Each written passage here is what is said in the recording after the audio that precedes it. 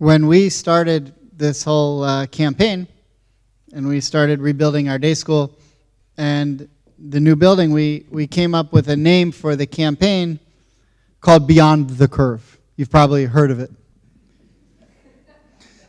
If you haven't, I'd love to talk to you about it.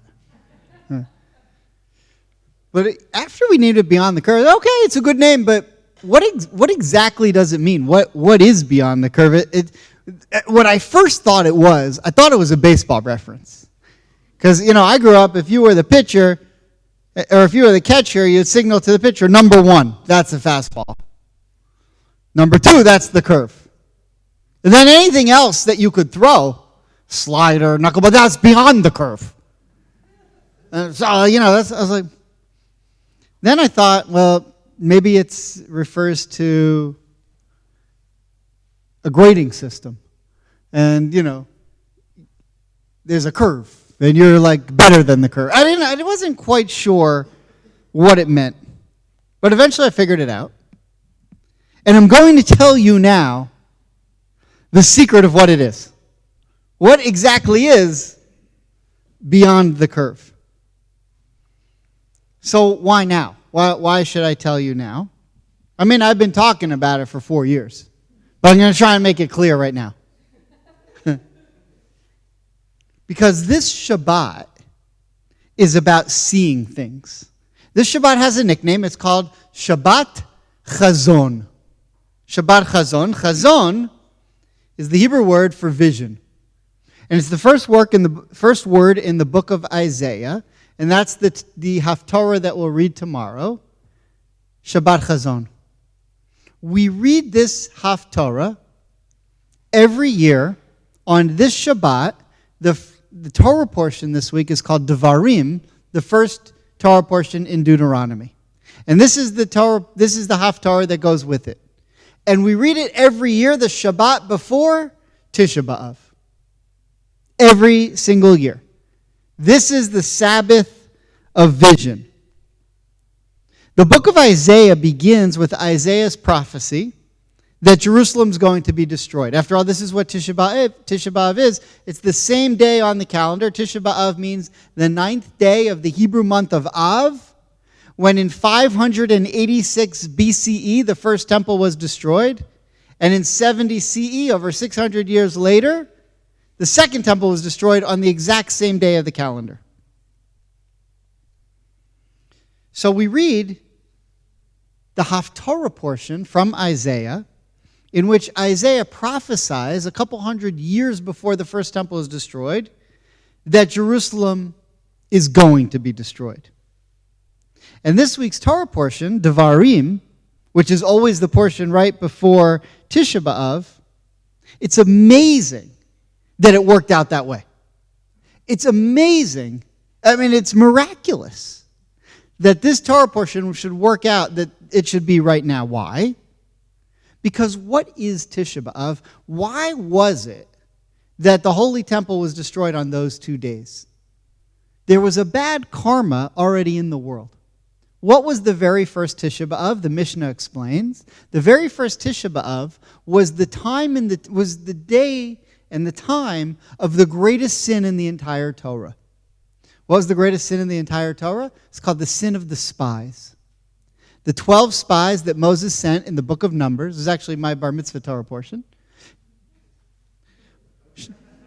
But it's good. It's like a Zionist Torah portion. It's another discussion. I have that discussion, but it's another discussion. Moses sent 12 spies to go into the land of Israel and to look at the land and come back and tell all the people, it's no problem, we can conquer the land. But they came back and said, the people there are too scary, we'll never be able to do it. Let's go back to Egypt. Better that we should go there and be slaves than to try to conquer Israel. And God was so mad that he said, because of this sin, you're not going to go to Israel. You're going to wander for 40 years until you die off, and then the next generation, your kids, will go into the land of Israel because you rejected going into the land. That happened on Tisha B'Av. And at that point, God said, you cried about the land of Israel for no reason. Now I'm going to give you a reason to cry. And we have. And a lot of other bad things happen on this day. It was on this day, Tisha B'Av, that in the 13th century, the Jews were kicked out of England. And in the 14th century, we were kicked out of France. And in the 15th century, in 1492, we were kicked out of Spain. All on Tisha B'Av. The Warsaw Ghetto was liquidated on Tisha B'Av. Just a really bad day. And it all started because the sin of the spies. This week's Torah portion begins by Moses recounting the story of the sin of the spies. Is that not incredible to you? That it just so worked out that the time that Moses starts explaining the sin of the spies happens to be the Torah portion that turns out every year on the date that we remember the destruction of the two holy temples. See, the spies had no vision. God already told them, you're going to conquer the land. You're going to inherit the land. The land is there for you. Don't worry about anything. I'm going to take care of everything. And the spies got there and said, even though God promised that everything's there, I don't think we can do it. They couldn't see what was right in front of them. By the way, we've seen this before in the Torah. When Joseph's brothers came before him, Joseph said, these are my brothers. I recognize them. I mean, they look a little older. This one has a beard. This one, lost some of it. But those are my brothers. And they looked at him and had no idea who he was. And in that moment, Joseph could see that something divine was going on, and the brothers missed it. They had no vision. They had no idea what was going on. And this is kind of who the spies were. They were to inherit the land, but they couldn't see that their future was possible. Tisha B'Av is a day of bad karma. It's bad karma that came in the world from the sin of the spies.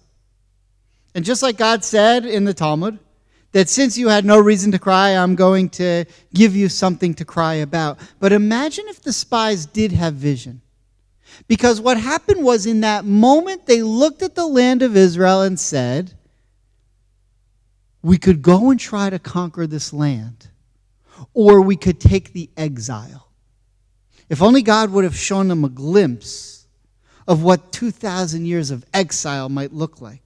If only God could have showed them a glimpse of the Inquisition, of the Crusades, of the ghettos, of the Cossacks, of the Nazis. Maybe then they wouldn't have turned their back on the land of Israel and created the power of this day that could allow both of the temples to be destroyed. See, in that moment, they looked back and they saw Egypt and they saw Judaism's past. But they didn't see the future. This is why this week's Torah portion, if you look closely at it, oftentimes we see in Torah portions, when God's talking to the Jewish people, when he wants them to really get something, he says, Shema. He says, Shema Yisrael. Hey, Jews, listen. But in this week's Torah portion, it doesn't say that. It says a couple of times, Ra'eh. Not listen.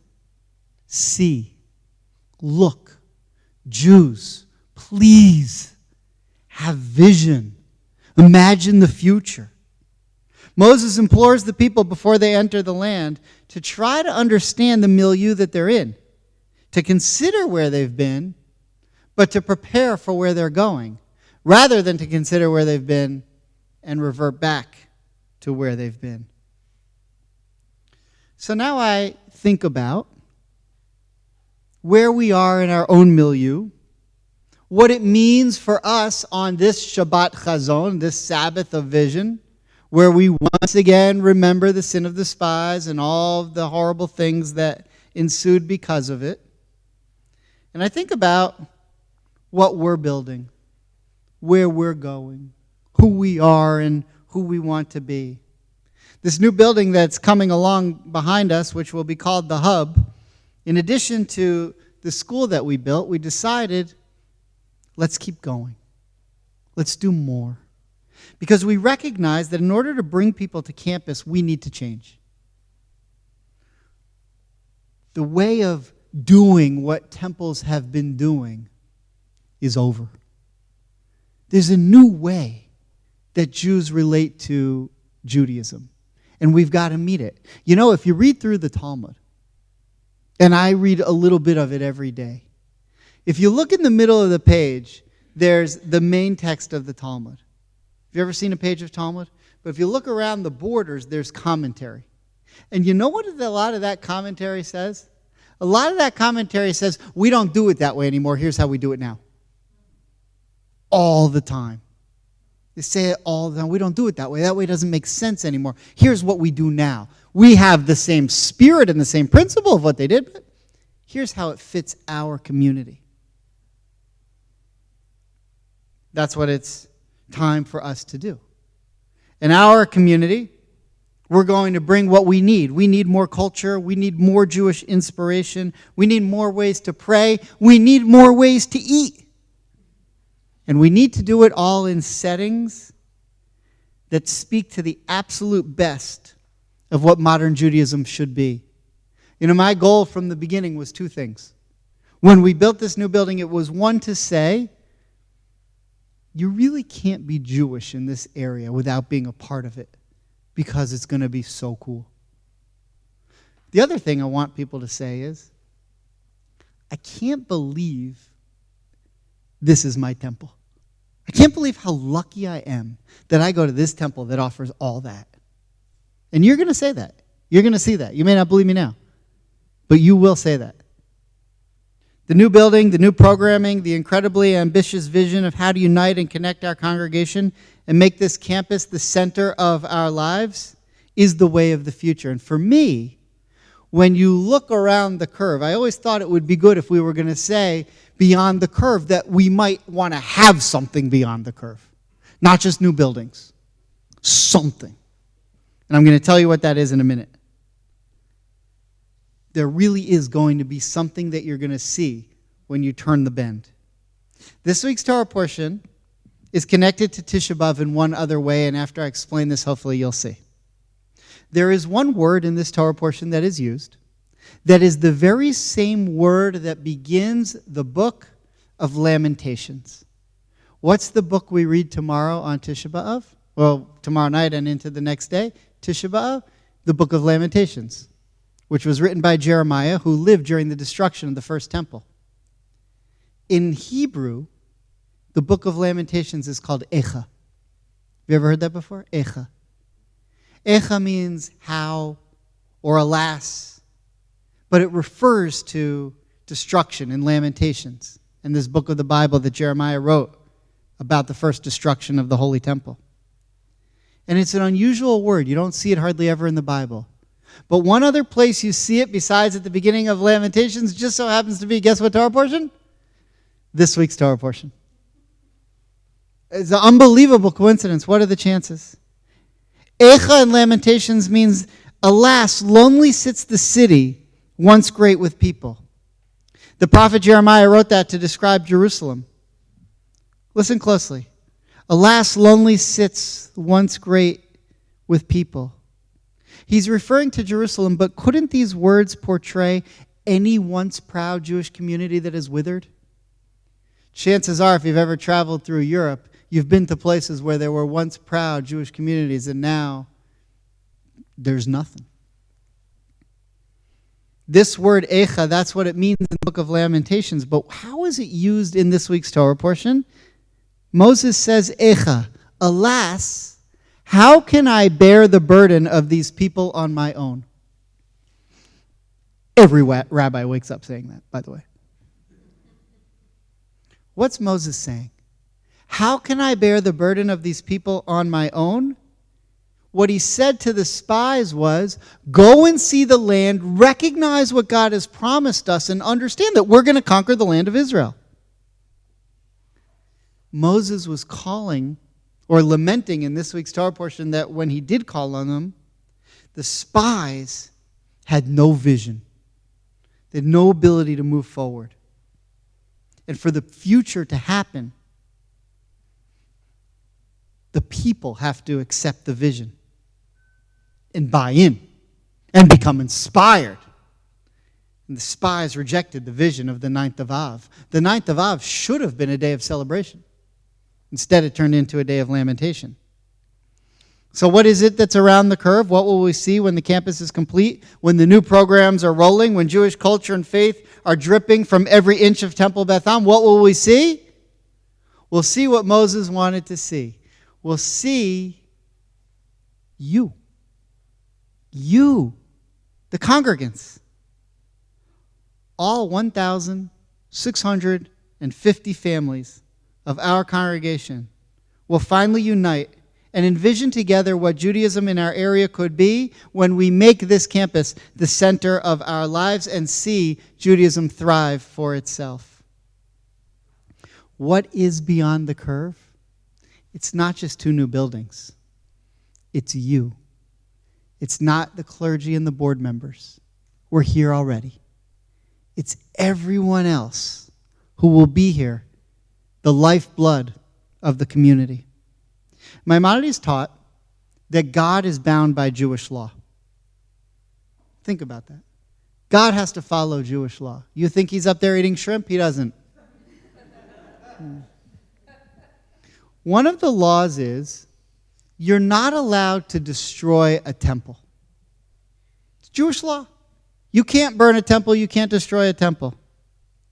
So the rabbis ask, how is it that God permitted and allowed and facilitated, because of the sins of the Jewish people, the destruction of the 2 holy temples? I thought God followed the laws. You're not allowed to do that. Well, you have to read the fine print. There's one more line to that law in Jewish law, and it says this: you're only allowed to destroy a temple if you plan to build something more grand in its place. Tisha B'Av reminds us of the pain of destruction of Jerusalem. But it also encourages us to continually rebuild and re-envision what is next. Tisha B'Av is the saddest day on the Jewish calendar.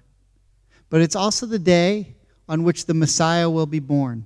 It's also the day where we have an opportunity to make a tikkun, to fix what the spies did wrong and to do it right for ourselves, which means to have a vision for what our future could be. And our future, in my mind, is that what's around the curve is each and every one of us. Ken Yiratzon. May this be God's will. Amen.